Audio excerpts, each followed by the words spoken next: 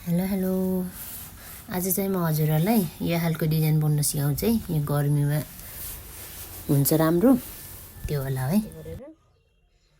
यसो गरेर चेन तान्ने बिजोड आफुलाई जति चाहिन्छ त्यति चेन तान्ने। मैले चाहिँ सानोमा देखाउँछु। 1 2 3 4 मैले चाहिँ 11 वटा चेन तान्ने सानोमा है, देखाउनको लागि मात्रै। आफुलाई जति चाहिन्छ त्यति हो तान्ने चाहिँ।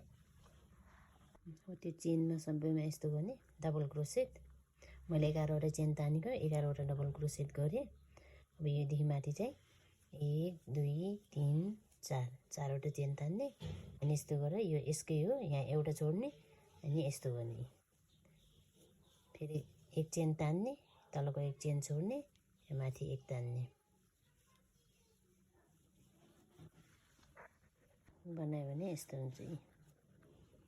अब यहाँ चाहिँ 1 2 3 यस्तो गरेर तान्ने अनि यहाँबाट 1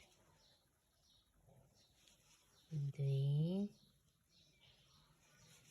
3 4 अनि यहाँको यहाँ एउटा 5 यस्तो गरेर सबै यसरी तान्दिने।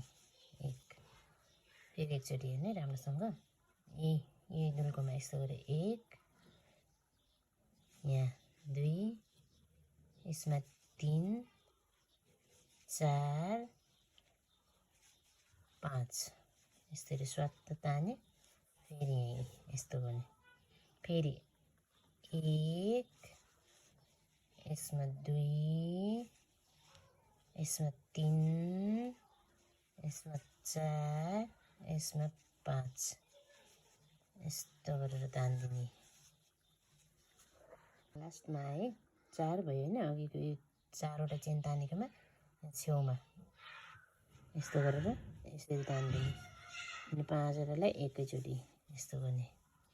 अब फेरि माथि बनाउँदा त्यही 1 2 3 4 चेन तान्यो अनि यहाँ एक छोड्दै फेरि यहाँ यसरी तान्दिने गर्ने।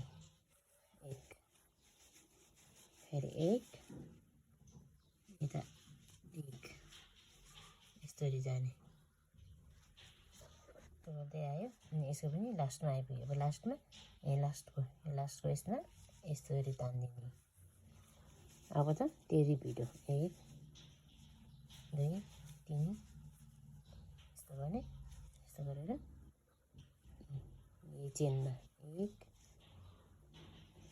2 3 4 अनि यताको टुप्पोमा 5